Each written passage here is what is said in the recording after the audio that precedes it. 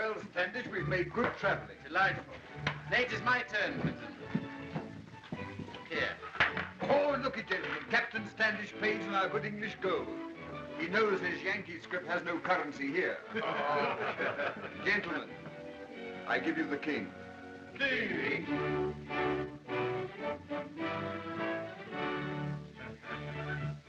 Well, I owe no allegiance to George III.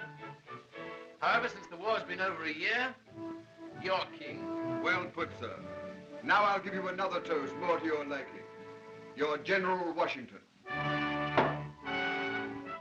Washington. Best beware our English ale, Standish. 'Tis a strong brew. Looky, Clinton. I'll wager you 5 guineas I'll drink you under the table in town. Taken! Hi there, landlord. What's the talk of London? Now, excepting last Friday, a Frenchman flew over the channel, Dover to Calais. Lou! Hey, where's my Yankee friend? Hi, Standish. 'Tis the very thing you bored me with all the way from America. The day would come, he said, when we would all fly. Aye, and we laughed him down. By what means did the Frenchman fly? Why, he flew in a basket, sir, hung under a big bag of hot air. Balloon, I think they call it, sir. It's beginning. This new age of speed and invention, which we shall never live to see. Your places, gentlemen, please.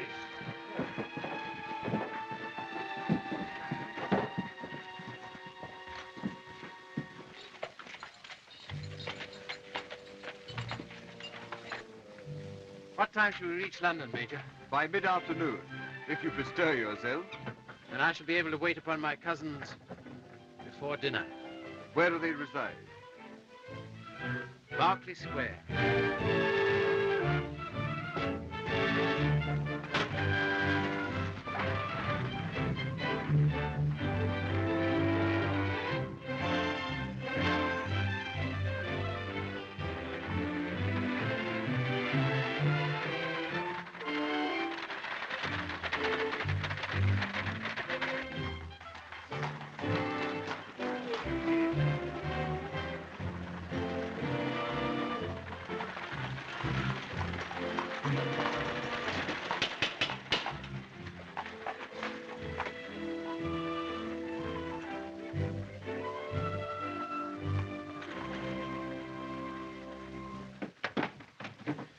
Wilkins.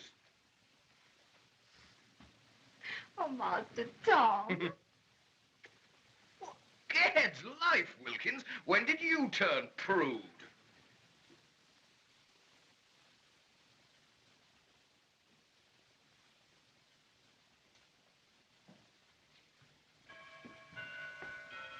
Well, Tammy, why'd you slink about so? Are not maids difficult enough to find at the beggarly wage we can afford, without your making the keeping of them impossible? It's me you should thank, sister, that they seek our employment at all.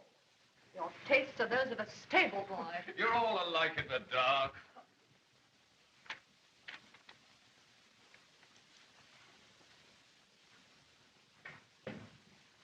Children, he's arrived. Our cousin Peter Standish is in London. A letter from him. Oh, read it, Mom.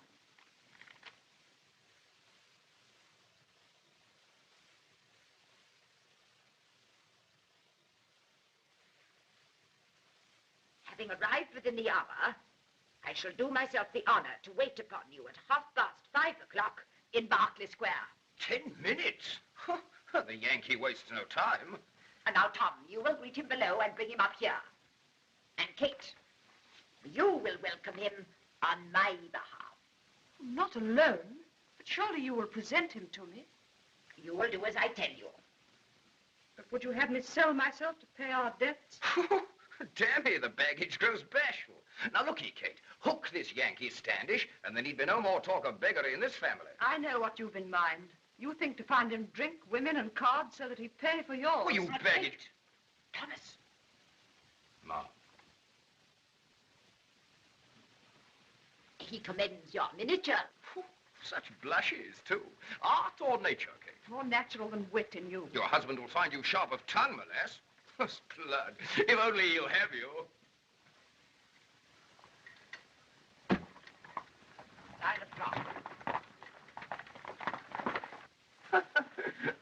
Lord's life. Why, the suitor for my other sister is below. Throstle. Oh, the disgusting little man. Hush, Kate. You well know Mr. Throstle is to enter on our family. Oh, but what of Helen's feelings, Mom? You may trust me to act in her interests. Oh, what's wrong with him, Kate? Teeth, none too good, perhaps, but a man of parts, and 1,500 a year. Thomas? Mom. Mr. Throstle, m'lady. Your servant, Lady Anne. Dear Mr. Throstle. Miss Pettigrew. Your servant, sir. We have great news. I'm aware of it. I met but now Major Clinton, who traveled from America with your cousin. Indeed, Mr. Throstle. Very little happens in London that you don't hear of. And Miss Helen. You'll find her in the music room. Dear Mr. Throstle.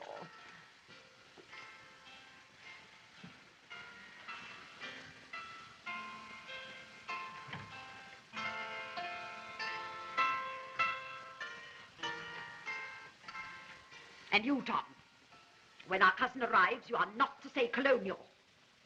The colonists are now independent. Yankee puppy, then. And you are not to mention the late war with America. Oh, you don't know those Yankees. It won't be I who will mention it. You'll ruin everything. Kate.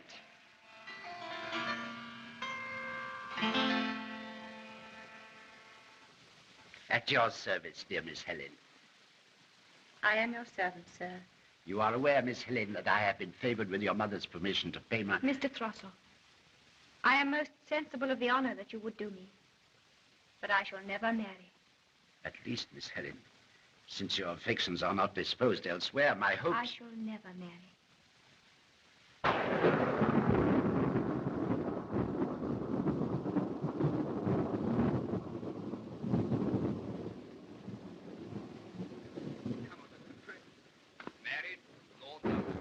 Helen, our cousin Peter Standish is in London. And is about to present himself. Mr. Throstle, our cousin has written that he would buy a townhouse, a country estate. And a wife. Thomas. I hear a coach. Yes, it is a coach.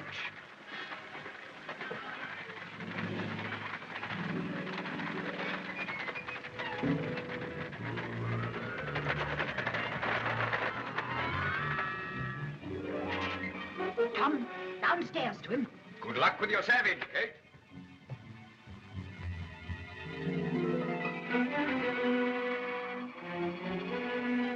Come, dear Mr. Throstle. Come in.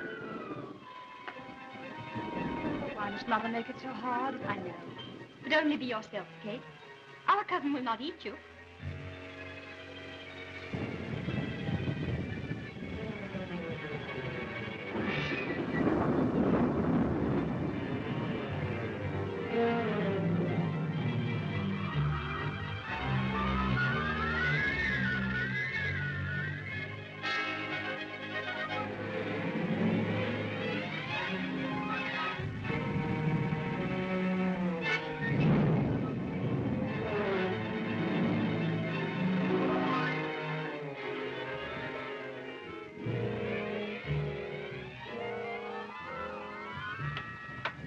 Where's your Yankee? I thought he must have let himself in. Wilkins says there was no knock. She did not hear it for the rain. He's on the doorstep. Oh, he's not. I looked myself. Someone has let him in. Of course.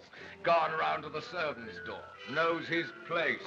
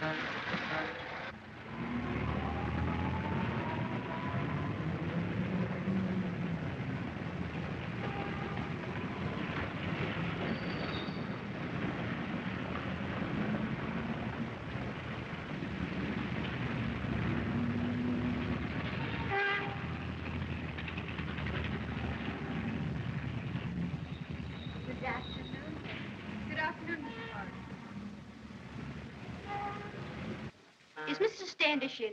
Or rather, is he ever out? Mr. Standish was very particular. He was not to be disturbed, Miss Frant. I suppose you're aware that Mr. Standish and I are to be married. Oh, yes, miss. I'm sure I didn't mean to offend you. Oh, that's all right, Mrs. Burrick.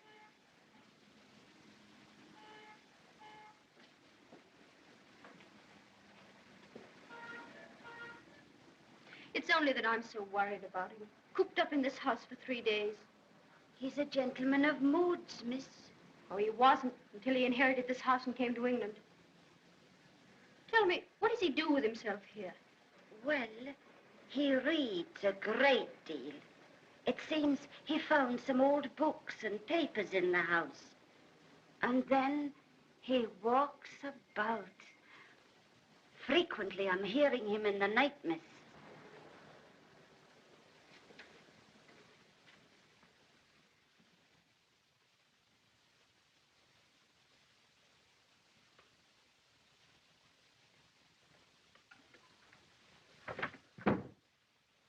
He was here, miss.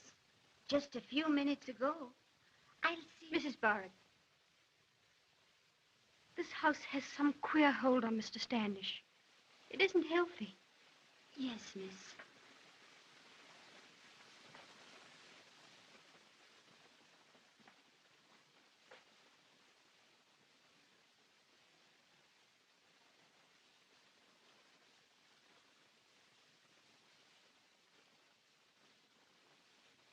Peter! Oh, hello, Marjorie.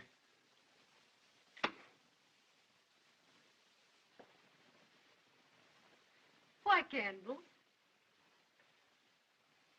They use them, you know. Oh.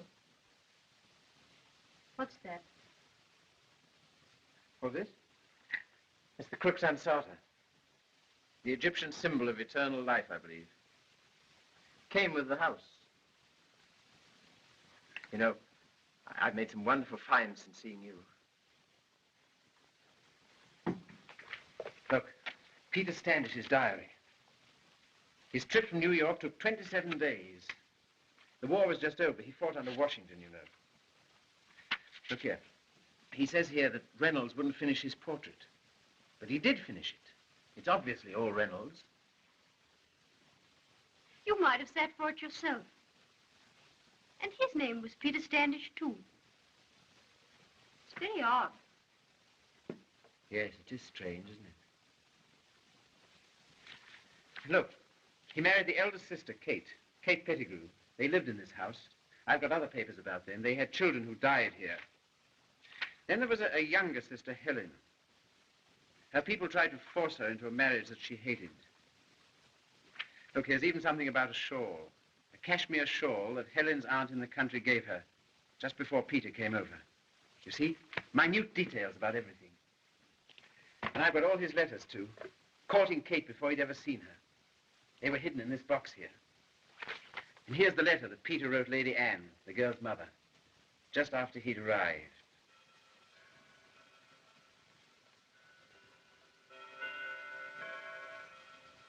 Imagine, Marjorie, that clock. It's ticked away 5 generations. Maybe it's ticking away now. Back in that other time. Other time? 4 o'clock. He comes at 5:30, September the 3rd. Why, that's today. The paper's yellow and the ink's faded. But I imagine Lady Anne is reading this letter now. It was 149 years ago today. 5:30, September the 3rd, 1784, that he walked in through that door.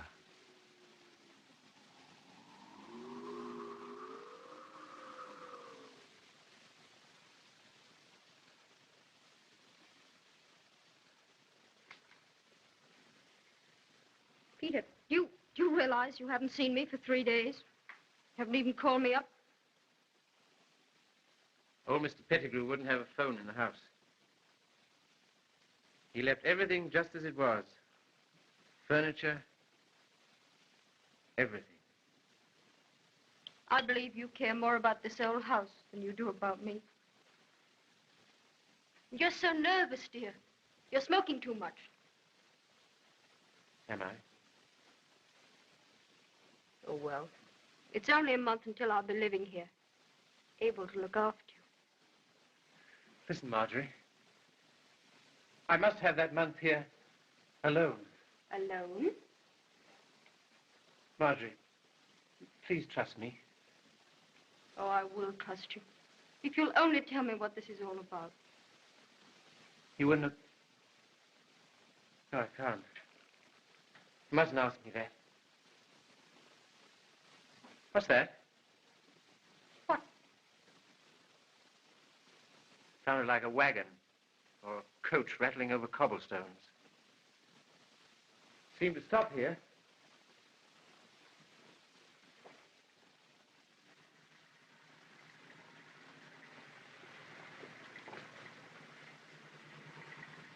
There's only your car at the door. But, Peter, a coach, cobblestones, in Berkeley Square? Yes. Silly, wasn't it? Well, Peter, it's time to come along to tea. Tea? Oh, yes, of course. The ambassador.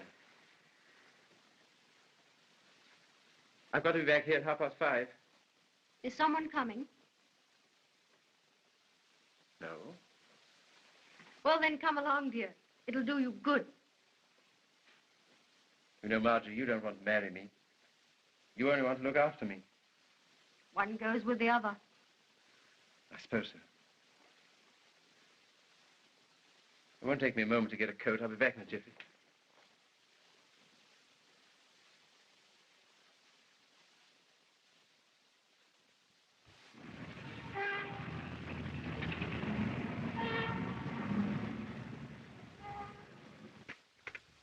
How quickly we Americans take to tea over here. Yes, it doesn't take long to get to like tea, does it? Oh, I don't mean the tea itself, but what it stands for. Sort of charming rest period, and all that sort of thing. Is that a portrait of John Adams, sir? Yes. Our first minister to Great Britain. He came over here in 1784. 1784?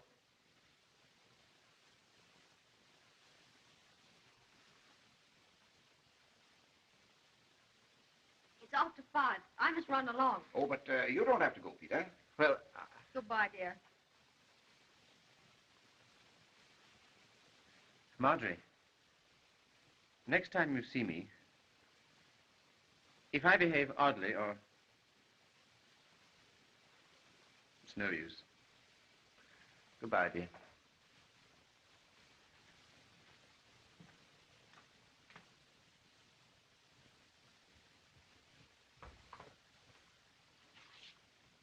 We must get him out of that house.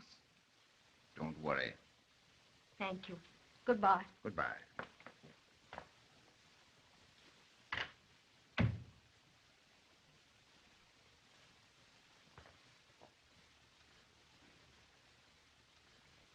Changeable weather we're having. Has it been changeable? I hardly realize there's been any weather. Haven't been going out much, eh? No, Why do you ask? Oh, nothing in particular.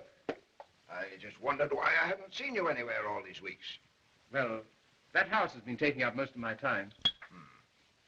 You know, I've been wondering why that remote English cousin left it to you. Old Mr. Pettigrew? Well, he read a paper of mine on architecture, and it turned out later that a Standish ancestor of mine had built the place. Oh, I see. You know, people sometimes get morbid and musty when they shut themselves up in old houses. Marjorie's really quite disturbed about you. I do wish you wouldn't be. I really can't go out just now.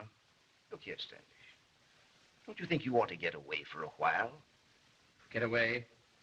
Yes, it would be great to get away, wouldn't it? Really away into the blue. You think I'm a bookworm, don't you? But there's still our adventures. Inconceivable adventures. Why shouldn't I tell you? I want to leave someone here who knows. Knows? Knows what? I believe that when I go back to my house in Berkeley Square at 5:30 tonight, I shall walk straight into the 18th century and meet the people living there.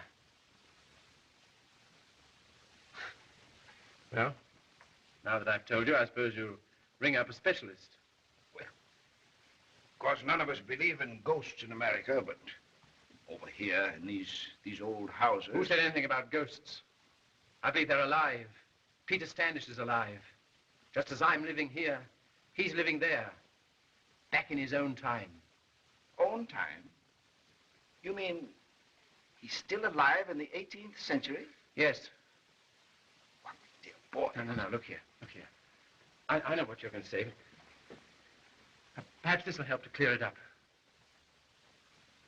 Suppose you're in a boat, sailing down a winding stream. You watch the banks as they pass you. You went by a grove of maple trees upstream, but you can't see them now, so you saw them in the past, didn't you? Yes. Now you're watching a field of clovers before your eyes, this moment, in the present. But you don't know yet what's waiting for you round the bend in the stream ahead. There may be wonderful things, but you can't see them till you get round the bend in the future. Can you? No. All right, now. Now remember, you're in the boat. But I'm up in the sky above you in a plane. I'm looking down on it all. I can see it all at once. So that the past, the present, and the future of the man in the boat are all one to the man in the plane.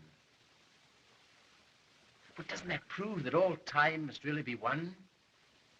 Time, real time, is nothing but an idea in the mind of God. Well, that seems a sound argument. Argument? How would you like to walk the quiet streets of London in the 18th century and breathe pure air instead of the fumes of gasoline, ride in sedan chairs instead of taxicabs, meet John Adams? Why? You wouldn't like it when you got there. You'd make mistakes. They'd find you out. Oh, no, they wouldn't. Here's my passport. What's that? His diary. Peter Standish's diary. I know everything he did from the moment he arrived in Berkeley Square.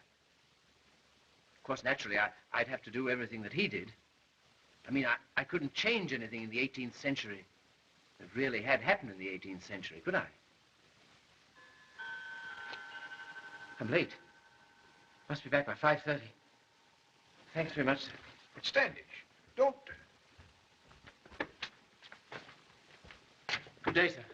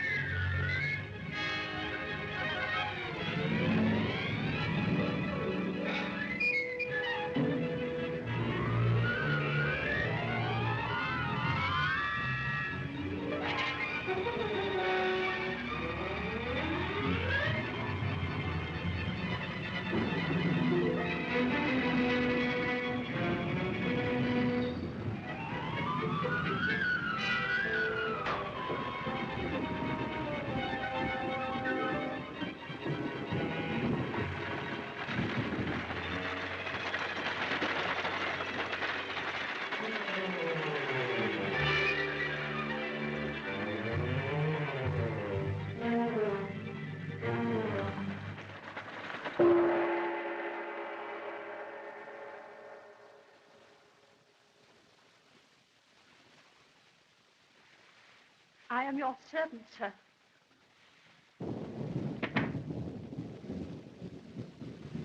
At your service, cousin.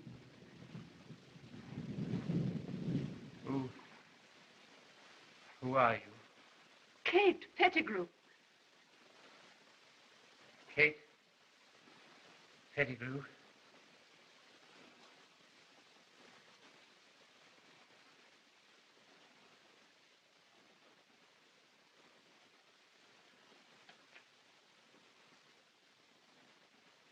On my mother's behalf, I bid you welcome, sir.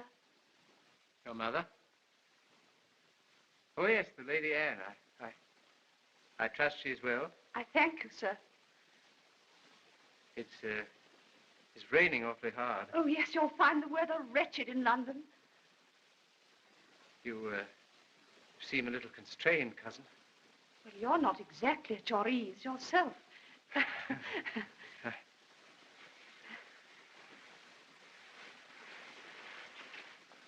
Had you a tiring journey? You said nothing of your voyage in your letter. My letter? To my mother from the Blue Boar. The Blue Boar? Oh, yes, of course. I went there when the coach came in, and I've just come over from America. Well, we did not think you'd come from Poland. In the General Wolfe. It took 27 dreary days. Really? In the packet? Did you not swim across? Forgive me, cousin, for being such a bore. Your manners have been unexceptionable, sir.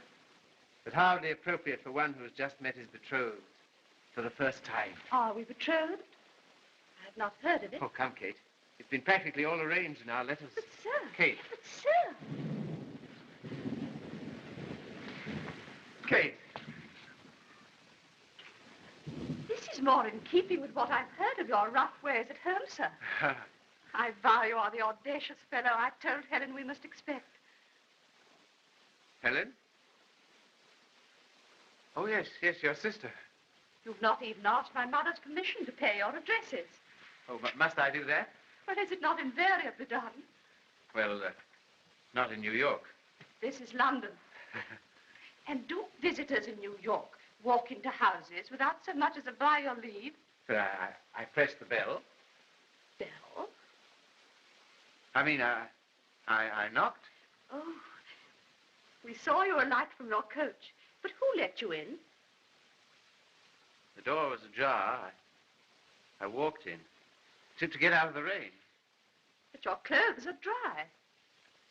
I wore a cloak.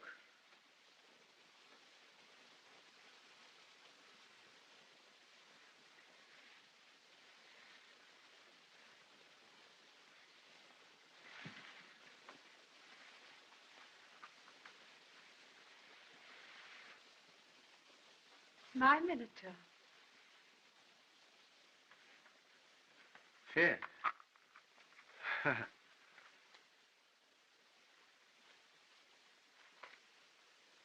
What is that? For you.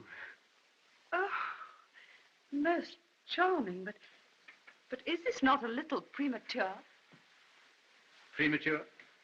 Well, does not this signify in New York what it does here? Oh, of course, if you will have the declaration formal, I know how it was done. How it is done. Miss Pettigrew, fair cousin, will you be my wife?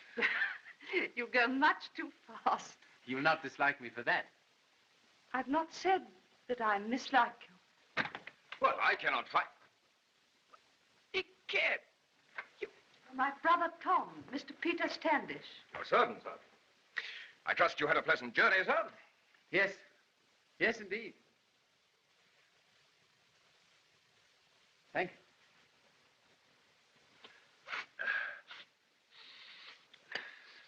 We have been searching everywhere for you, sir. Ma'am, I present our cousin, Mr. Peter Standish. Oh, welcome. 10,000 welcomes, dear, dear cousin. May I present our dear friend, Mr. Throstle, Mr. Standish. Your servant, sir.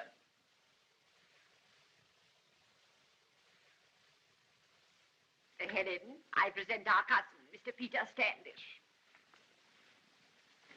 I am your servant, sir. Your servant, cousin. If London interests you, sir, I shall be glad to show you the town. Oh, yes, yes. Where should I take him first? Cox's Museum, Ranelagh, or Vauxhall? Of course, I shall put you down at Brooks's Club. Thanks. I want to see everything. Should your tastes prove more sober than Mr. Tom, sir, I should be glad to present you to the President of the Royal Academy, Sir Joshua. Reynolds? Do you think he'd paint my portrait? Aye, at 100 guineas. $500. A Reynolds? Indeed, 'tis a monstrous price, but he's the fashion. Oh, of course, my prospective brother-in-law might persuade him to paint you for less. Brother-in-law?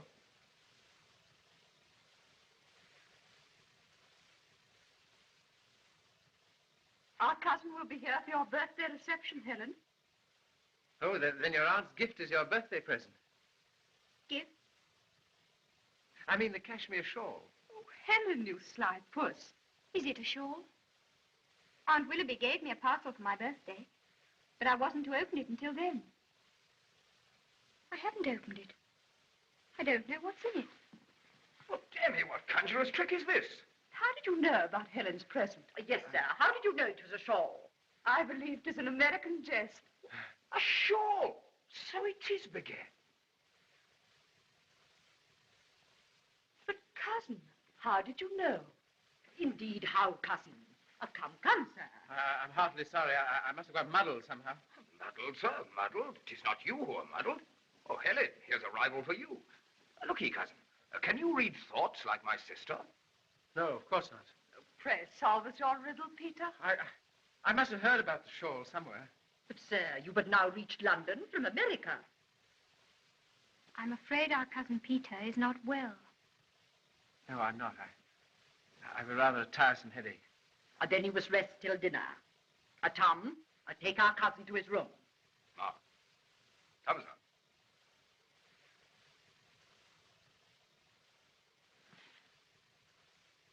The man must be gifted with second sight. Such feats as this are common in Scotland. Your room, cousin. Thank you, sir. Well, and now that the rain has ceased, I shall to the Blue Boar for your boxes.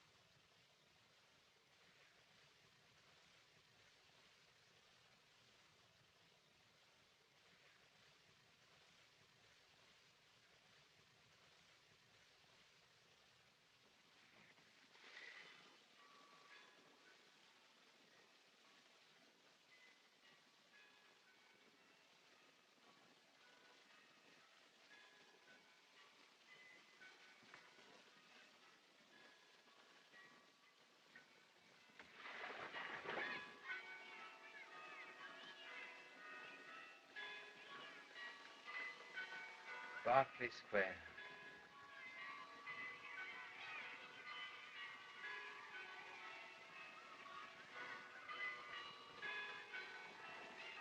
I thought it would look like this.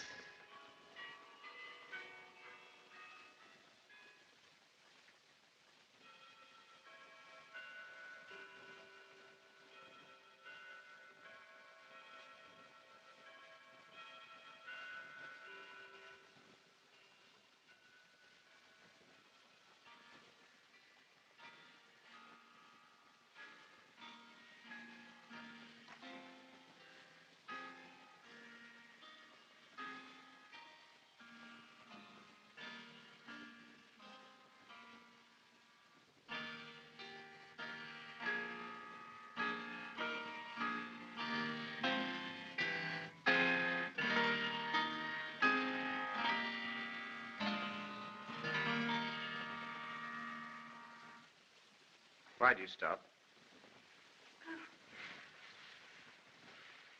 I hope your headache, cousin.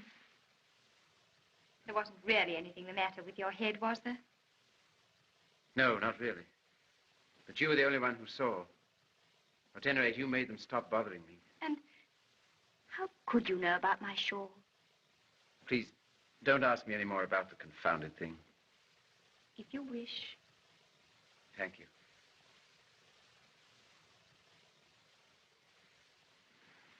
You know, just as soon as I saw you, I felt, here's someone I can talk to. You'll help me out here, won't you? How can I help you, cousin? It's all so strange. Strange.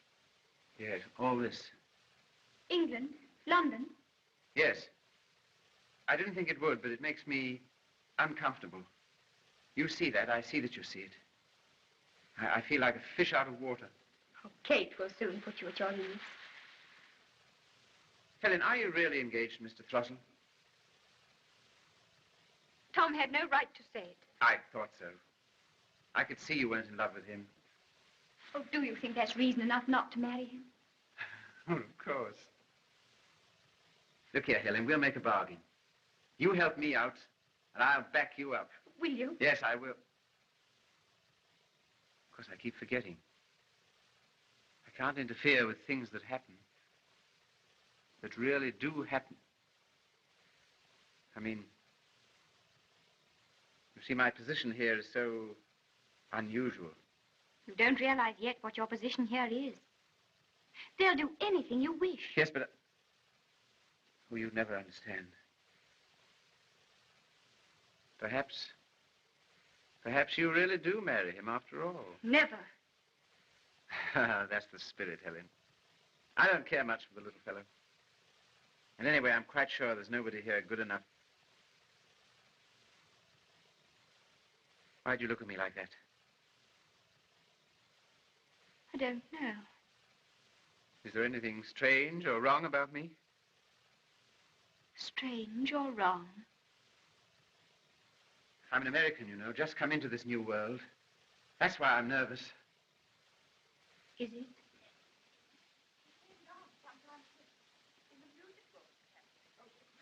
No, don't go.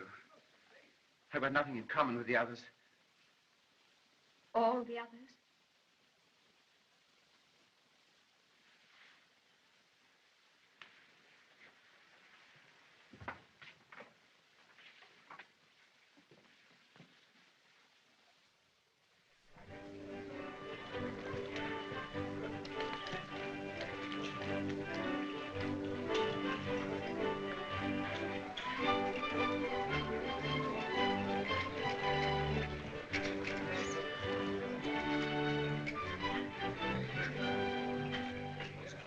Most amazing.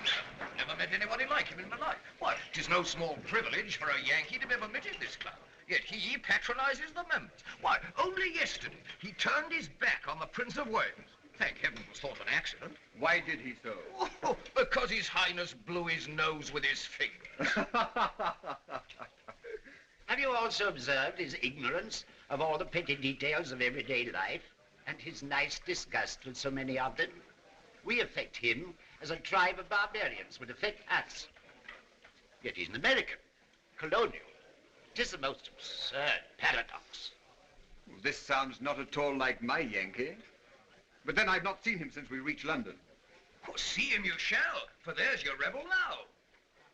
Hi, Standish. Have I had the honor, sir? What my old friend of 27 days in the packet from New York pretends he doesn't know me. What, Standish, have you forgotten Clinton? Oh, Major Clinton, of course. But when you put off your traveling garb and dress up like a peacock, your own mother wouldn't know you. You don't seem the same man ashore. You've taken the very words out of my mouth. You don't seem the same man on shore. Well, I must push off. I have a sitting with Sir Joshua Reynolds. I'll see you later. Push off. I'll see you later.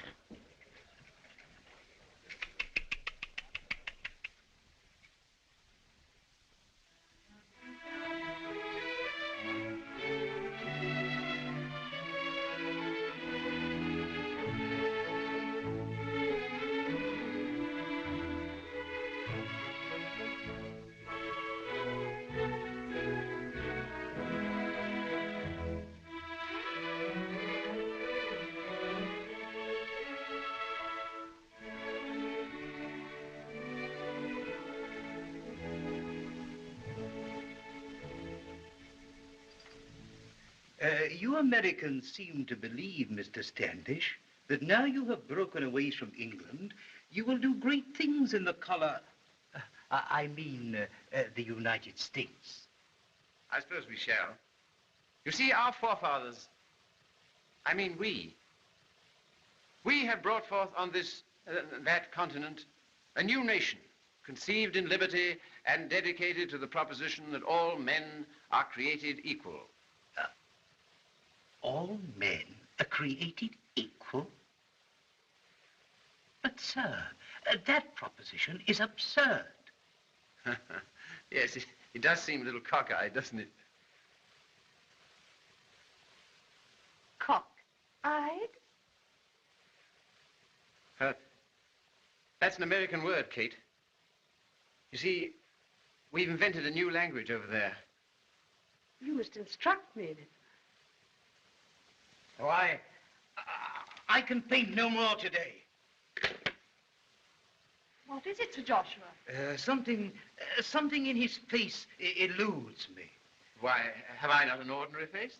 A face beyond all my experience of human nature. But what expression in any face can elude the artist who painted, for instance, Mrs. Siddons, the mistress of all expressions, as the tragic muse? Tragic muse? So you make sport of me? Make sport of you? But why? How? No doubt you've talked with Mrs. Siddons. No, I've never spoken to Mrs. Siddons in my life. I only say what everyone else knows. Surely the tragic muse is painted.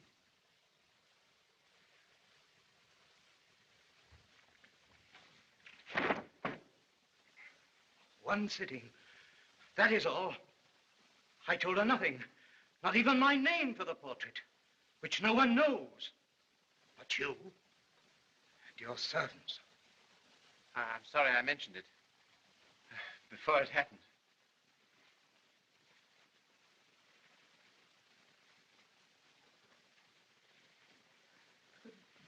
Good day, Sir Joshua.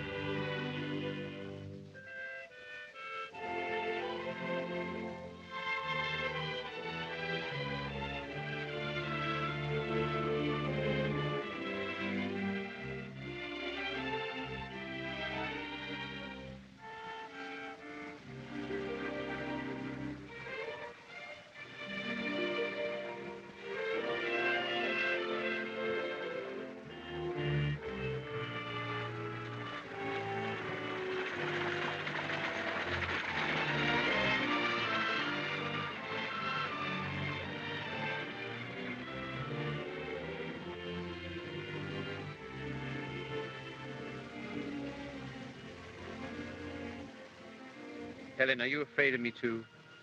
How could I be afraid of somebody I'm sorry for?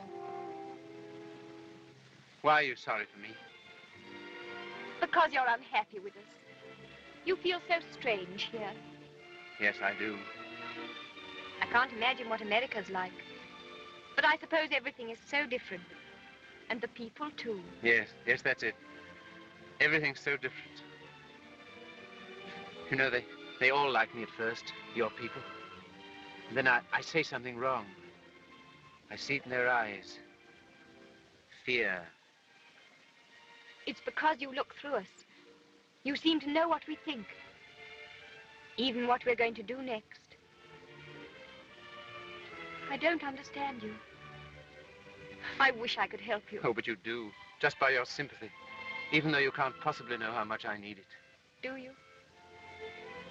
The days are all right. I go about your old London. That's the most marvelous experience that ever came to a living man. But when I lie in bed and think, it all seems nightmare. Till I remember you. You're not like the others. You're real.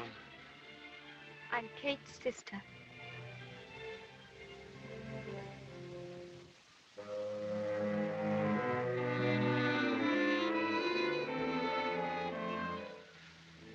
Kate, this is unlike you. Our cousin does but take the air with Helen, to which no one can object, since all the town knows he has promised to you. Can you think me jealous, Mom? 'Tis not that. But when I'm with him, he makes me afraid. And when she's with him, I'm afraid for her.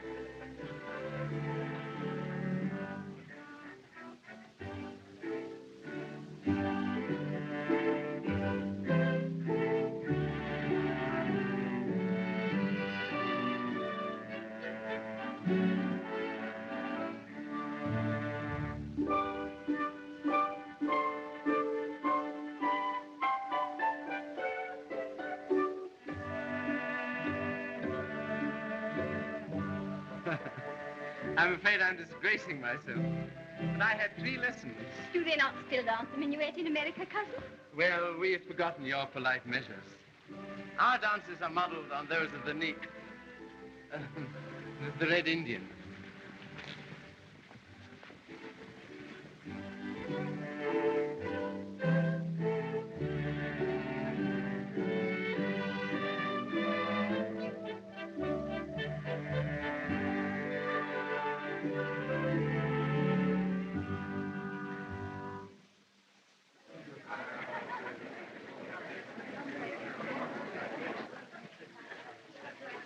Oh, by gad, look at him. Now that the dance has stopped, they all crowd round him. We're holding levee, big cad. This life. Yes, it is rather amusing, isn't it? And what impresses you most about London, Mr. Standish? Well, I don't know. I think your sedan chairs. Do not the Quarry of New York use sedan chairs? Oh, no, no. No, we ride in coaches. Oh, most amazing fellow. Why, every morning 2 maids have to carry buckets of hot water up 3 flights of stairs for Master Colonial to wash himself. Wash himself all over? Every morning. Washes himself all over every morning. What's all this talk of baths? You took but 1 bath from the General Wolf, and you talked about that for a week beforehand. I can't stand salt water. Besides, bathing hasn't always been an eccentricity of them. You admire the Romans. The Romans bathed. Only excessively, sir, when they became degenerate. The burial fathers of the Republic were as dirty as you are. Yes, I suppose you're right. Kate. We haven't danced yet. Do you suppose you could bear with my clumsy steps? Forgive me, I promised this dance to Major Clinton.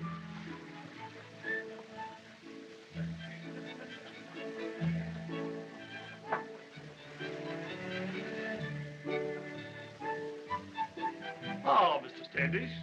Dr. Johnson informed me that you waited upon him this afternoon. Oh, yes, yes. I trust, sir, that you were amused? Yes, he thundered out a few platitudes.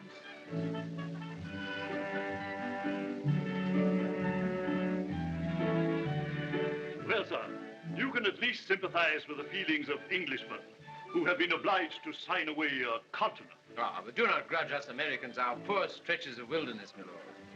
You upon whose empire the sun never sets. Sir, that is the most magnificent compliment ever paid to Great Britain. Yes, it is rather a good phrase, isn't it? But I expect you'd find it a bit hackneyed if you'd heard it 100 times before. After all, why did we quarrel? We would have yielded the tax on tea to end fighting. What made you go on with the war? Well, just to make the world safe for democracy. Democracy? Peter, the Duchess has asked me to present you. Sir.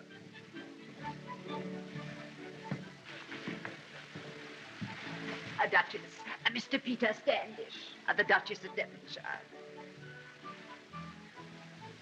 My other guests. May I have the honor, Duchess? If you are to take my scalp, it must be by your wit, which they say is much better than your dancing. First, let me congratulate you. Miss Pettigrew will make you a devoted wife. There's nothing like the devotion of a married woman. It's a thing no married man knows anything about. Sir, such views of matrimony are commonly entertained by that most ignoble work of God, a faithless husband. Fidelity is a strange thing, Duchess. When we are young, we try to be faithful and cannot.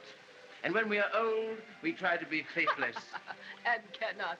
Oh, a delightful aphorism, sir. Please. If Helen is coy and shy, 'tis but that she would tease you, sir. But I will speak with her. Oh, your American pyrotechnics make me feel as stupid as a schoolgirl at her first ball. I can scarcely believe that I'm, well, who I am. Georgiana, Duchess of Devonshire. You roll it out as though you were announcing me at court. All the charm of the period seems to center in that name. Flatterer, admit that in America you never even heard of me. But what barbarian has not heard of the 5th Duchess? Your name in English history is the finest flower of the age of elegance. We know your face from Gainsborough has painted you, hasn't he? Yes. All the legend and beauty of the age cling about you. As powerful in politics, as irresistible in love. What can the 18th century offer that can compare with...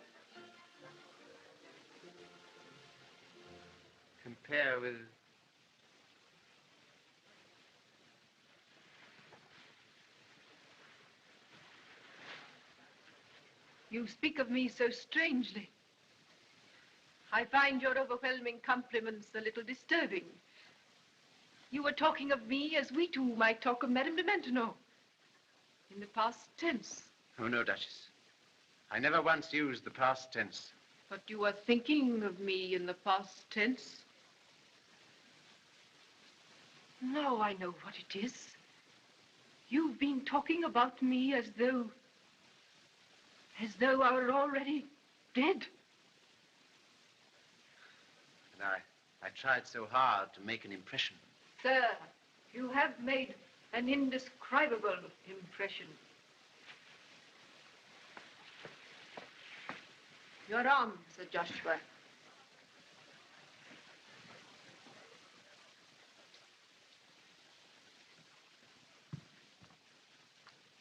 Your self-assurance, sir, is magnificent.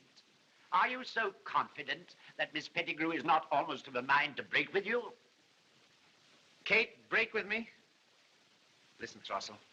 We are going to be married and have 3 children. One of them dies of smallpox at the age of 7 and is buried in St. Mark's churchyard. That's absurd, isn't it? But you believe it, don't you? Well, since you can read Miss Pettigrew's future, perhaps you'll inform me as to Miss Helen's. Helen's? No, I don't know that. Oh, come on, Throssell, can't you take a joke? I don't know any more about the future than you do.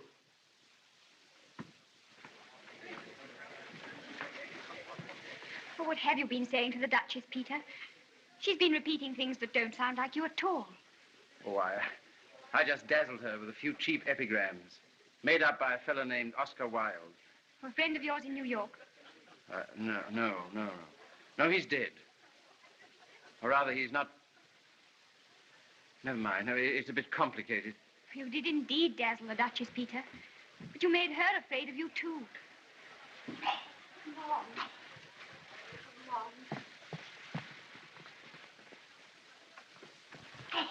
Dear lady, Offence was taken by the Duchess.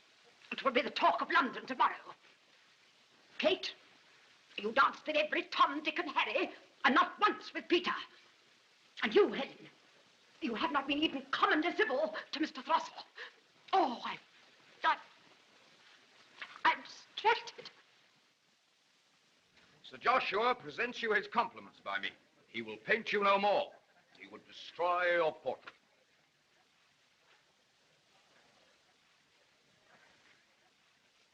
The portrait will not be destroyed, and Sir Joshua will complete it.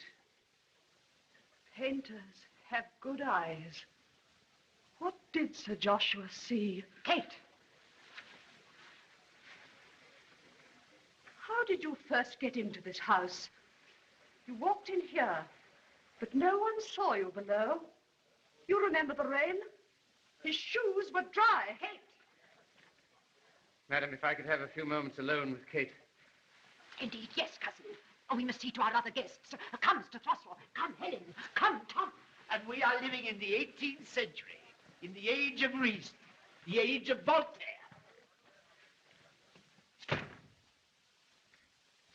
Kate, there's nothing to be afraid of. Sir Joshua saw it. That cursed picture again.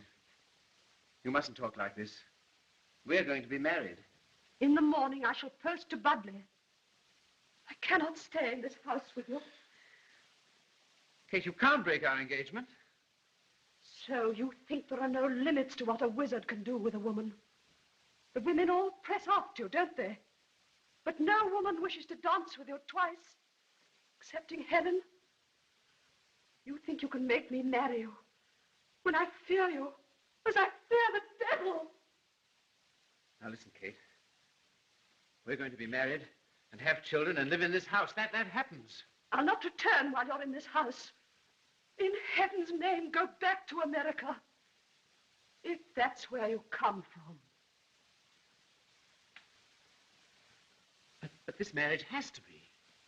You can't do this. It didn't happen this way. I've a woman's simple answer for your can't do this. I've been afraid to look into your eyes.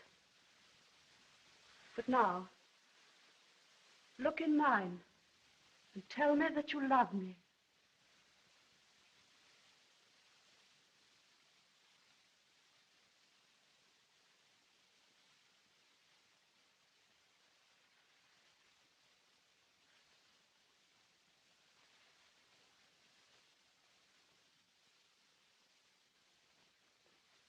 Kate, when you see me again, I may be changed.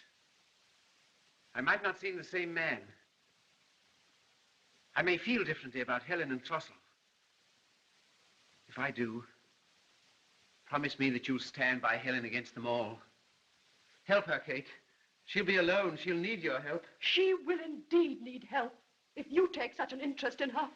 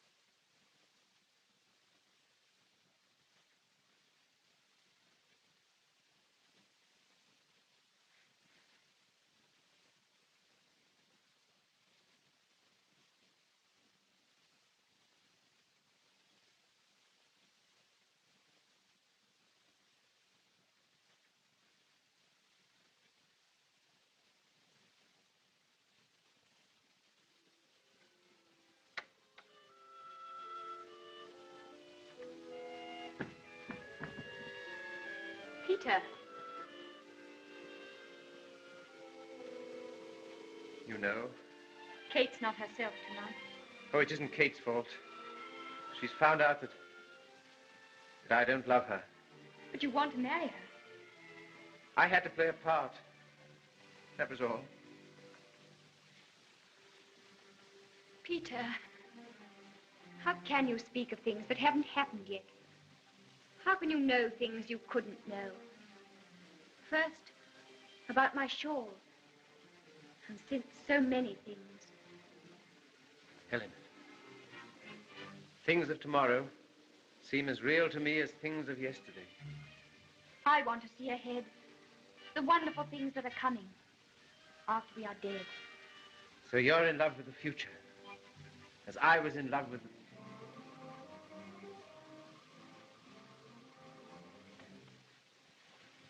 The mystery behind your eyes. Tell me. There aren't any words. No words. But I think I could see through your eyes. That isn't possible. Yes, show me. I will see. Helen, your eyes. They burn. Is this room blazes with magic lights? Not only this room. All London outside is lit by one movement of a man's hand. There's your portrait on the wall, finished. You said it would be. The veil is thin for you. No more of this, Helen.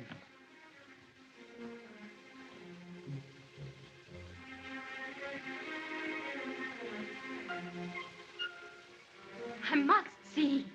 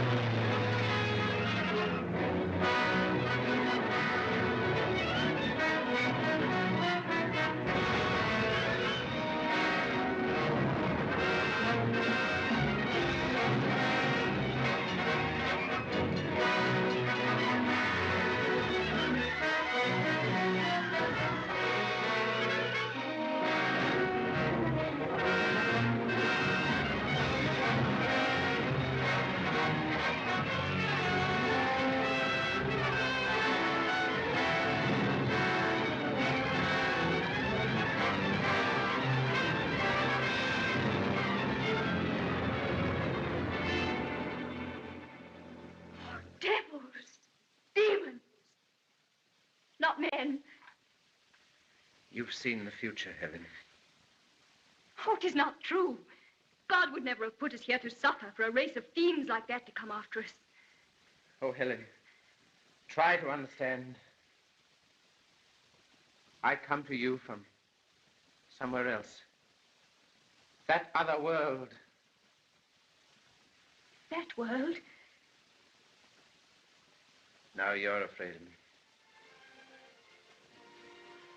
That's not true. I love you. Oh, God, help us both. I love you. I loved you before I ever saw you. In my first dream of you. Coming from somewhere far away to meet me. Yes, but Helen, I'm not playing my part now. I'm myself, you see. I'm myself. This isn't possible. It isn't my life or yours. It isn't my world or yours. Well, then take me with you, Peter. I can't. Then don't leave me. I won't leave you. When I kissed Kate, that was his kiss to his betrothed.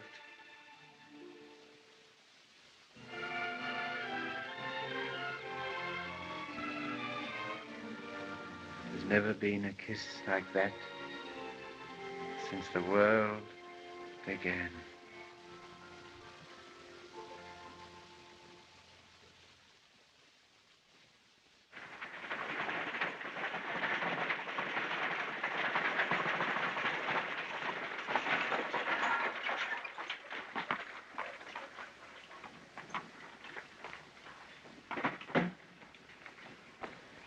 Miss Helen, sir.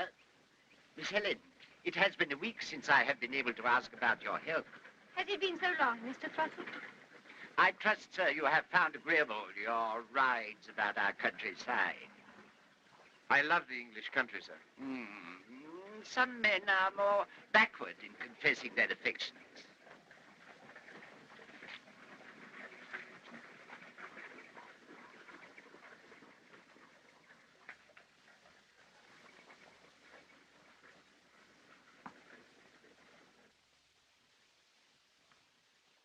Every tongue in London must be wagging. Does he not avoid everyone since our reception? Are they not seen together every day? Why, had he not meant to have Helen after Kate broke with him, he'd not have lent me more money. Press him, Mom, press him. I cannot force the young man to declare his intentions. Oh, egad, Mom. With this Yankee, anything might happen. They must marry at once. Mr. Trosson, milady. Dear sir, we had hoped that your visits here were not to be discontinued. In the altered circumstances, you would say, Lady Anne? Of course, there can be no choice between my 1,500 a year and your cousin's 10,000. You know the world, sir. One corner of it fairly well. Oh, indeed, it was evident from the start that Helen and Mr. Standish were made for one another. And Mistress Kate? Does she intend a long stay in the country? She'd rather be bored to death in the country than scared to death in town.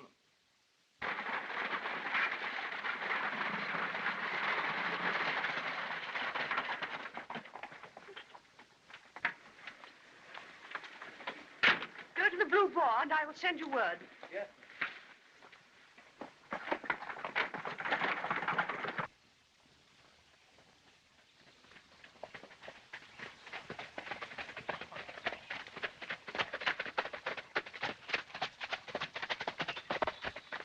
Kate, you cannot do it. What, have you no feelings for your poor brother? So, because you've had his money and can't pay if we break with him, you'd see your sister damned. Well, first she puts aside 10,000 a year for herself, and now she posts to town to prevent Helen from bringing it into the family. Sir, is 10,000 a year worth the loss of Miss Helen's happiness? Oh, what is this, Mr. Throstle?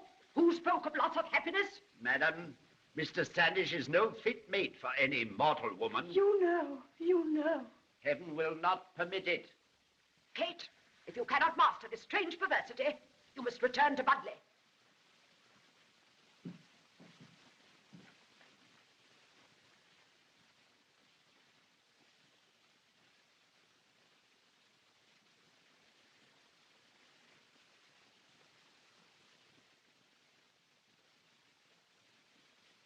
This has been the most lovely day of all.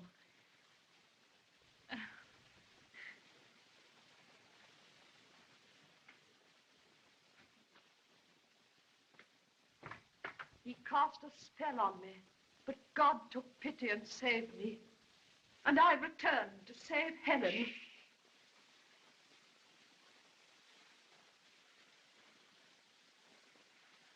Mr. Standish, when you came into this house, though the door was shut and locked, did you come from America? I did. That much at least is true. I made a list of 10 of his phrases. He said they were used in New York. On my way home, I stopped at the legation. Should not the American minister, Mr. Adams, know what words are used in New York? He's from Massachusetts. I asked him. He'd never heard one of the 10. So you see, those words are not used in America. They're not used in this world. The devils use them in hell. Peter Standish came from New York in the General Wolfe. His body stands there. But what have you done with him? You've stolen his body. What have you done with his soul? John Brown's body lies a-mouldering in his grave, his soul. A new fire of London, that's what's needed here. Yes, and a new plague, too. Dirt, disease, cruelty, smells. Lord, how the 18th century stinks. Kate, you may be a fool, but you're trying in your silly way to help Helen now, and I love you for that. Madam, I've seen you in Sheridan's plays. I've read you in Jane Austen's novels. You know what you want, and you plow straight ahead, over everything, through everything, like a tank, lumbering through the mud. You hear that, Kate? Like a tank.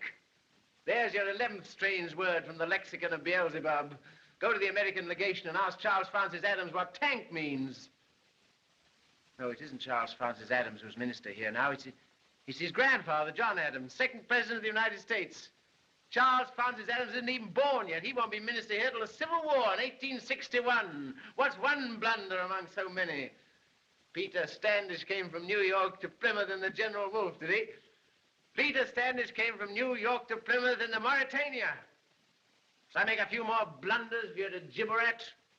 Shall I drive you back to Budley in my car, 50 miles an hour? No, not on a broomstick. Shall I sell my portrait for you in America, ma'am, for 30,000 pounds? The Americans buy all the Reynoldses.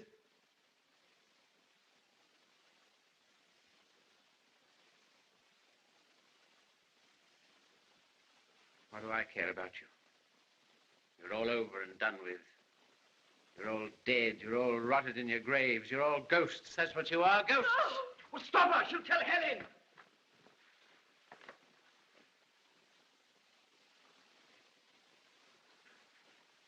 You dead and buried little pipsqueak. Retome, Satanas. Exorcism. Adieu, no. Russell casts out the devil. So you'd send me back to hell where I came from, would you? I'm to vanish in a clap of thunder, am I? I'll set 10 devils on you.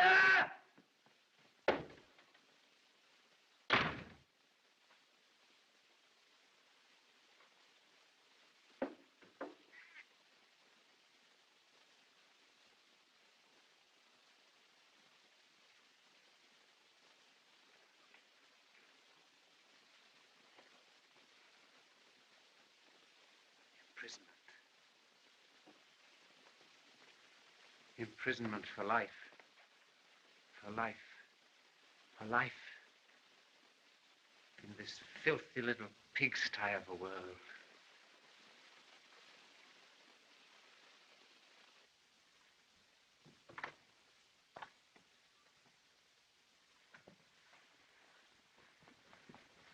Peter.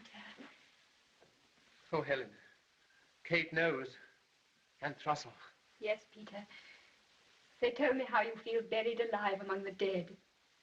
And now you can never see them again. No. Never again.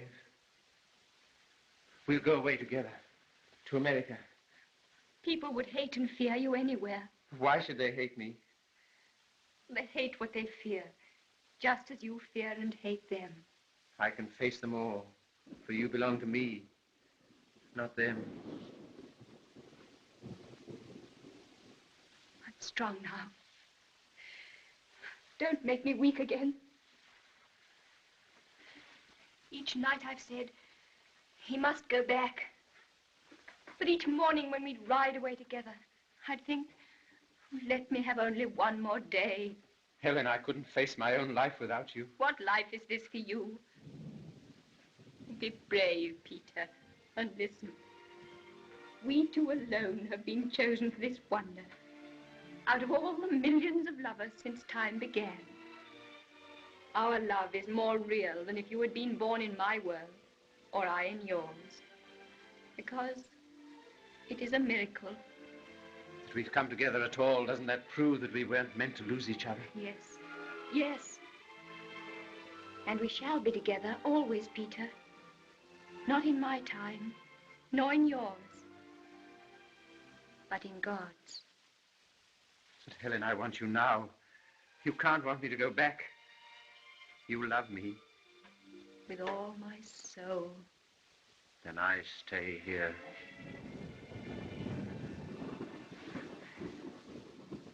Stay then, Peter. For life. For life. A life of nightmare that never ends. So that you may live on in my world in a living death, mad. Oh, because you love me, you condemn me to that. You do see it. Leave me while our love is still beautiful. I ask it for my sake.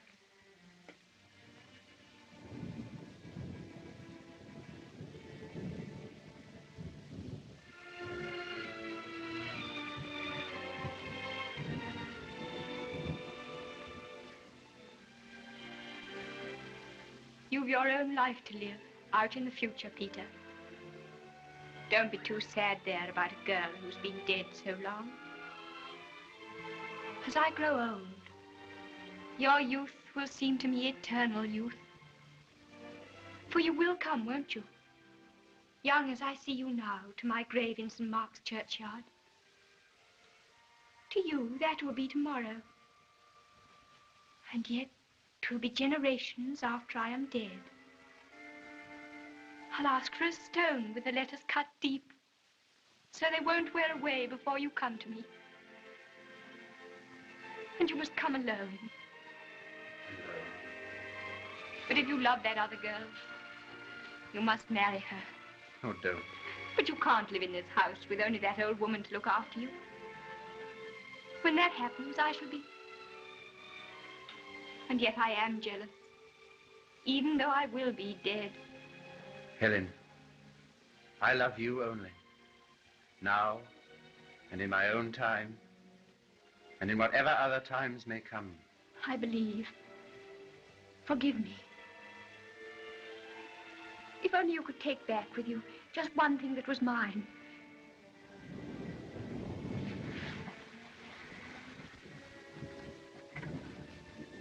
Father got this in Egypt when the fleet was there. In some strange way, it's meant so much to me. The crux ansata. What is it? Symbol of life, of eternity. Then that's why I loved it so. Helen, that was mine long ago. Yours, long ago. It was here when I first entered this house. In the future. Then this little thing has crossed the great darkness between us. Mine while I live. And yours in that world that I shall never see. This was our parting.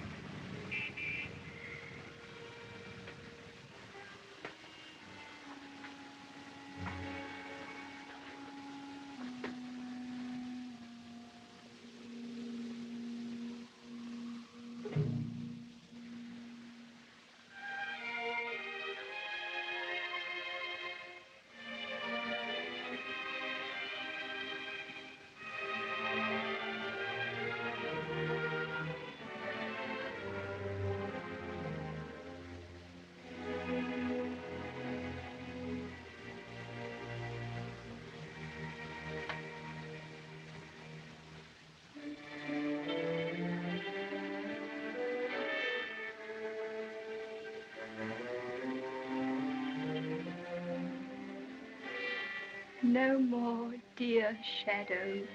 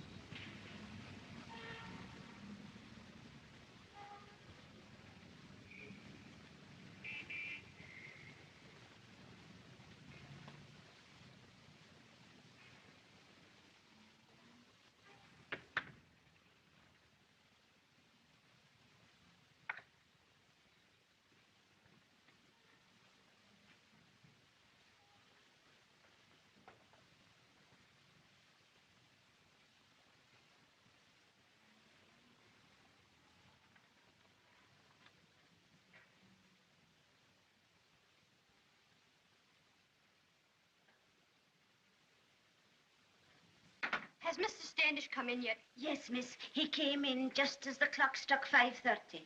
Where had he been? He said he'd been to St. Mark's churchyard. Oh, I'm so sorry to have brought you here, but I was so worried. I didn't know where he'd gone. It's quite all right, my dear. Mrs. Barrick, has anything particular happened since I was here last? Well, sir, Mr. Standish has been drinking quite a lot. Why, only yesterday, he told me he'd just come from the 18th century. Yes, he tried to get into Brooks's club, insisting he was a member. They had to throw him out. His old mania. But when he came in just now, he seemed more like his old self. Quieter, if you know what I mean. I see. Well, my dear, what would you like me to do? Oh, wait here. I'll go up to him and see for myself. Last night, some people came with some IOUs he'd given them. He yelled at them, sir. He told them they weren't alive and that they wouldn't be born for another 100 years.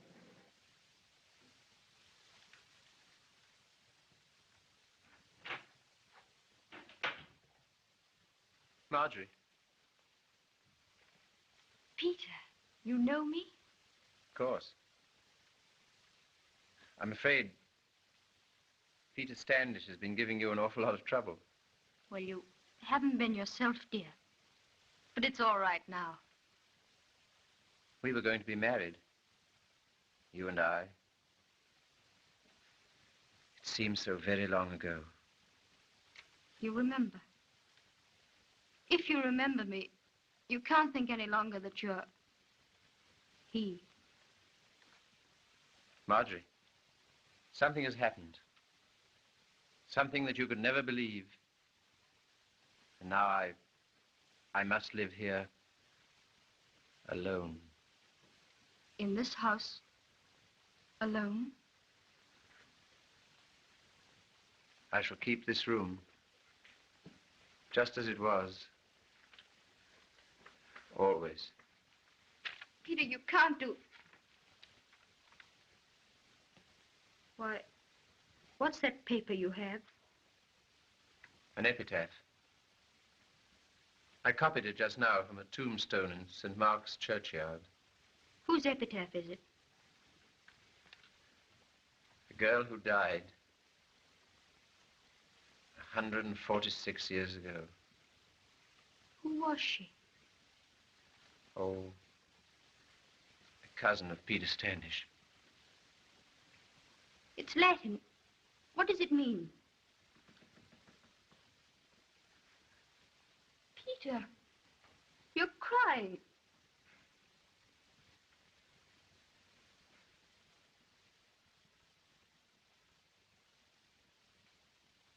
Who was that girl who's been dead for ages? Peter, speak to me. Don't you know me?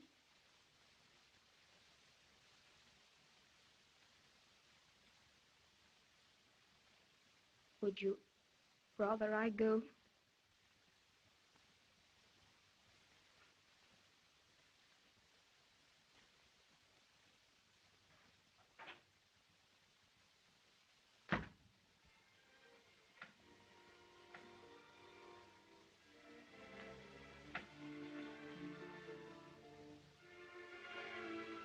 Hic jacet.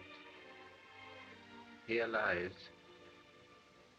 in the confident hope of the blessed resurrection and life eternal, Helen Pettigrew, beloved younger daughter of Sir William Pettigrew, K.B., Vice Admiral of the Blue, and the Lady Anne Pettigrew, who departed this life June the 15th, 1787, aged 23 years.